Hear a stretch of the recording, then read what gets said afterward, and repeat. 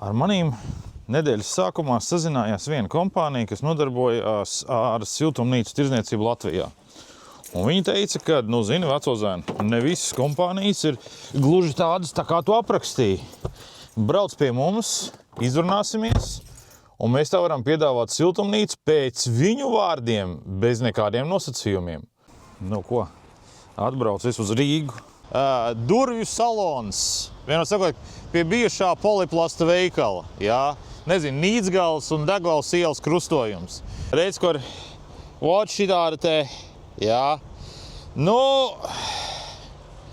jāsaka, kā ir. Viņa būs nevis no trubām, bet viņa būs no tādiem atsevišķiem elementiem, jā.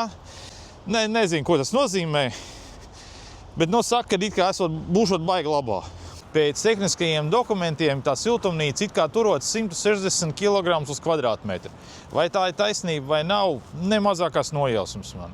Pats galvenais ir tas, ka firmai nav nekādu iebildumu, jā, kad es pateikšu, ka tā siltumnīca ir no viņiem, un tik tiešām rādīšu video sižetos to, kas ar to siltumnīcu notiksies laika gaitā. Ar promokodu Mana doma dienas grāmata, pērkot siltumnīcu, jums uzdāvinās laistīšanas sistēmu.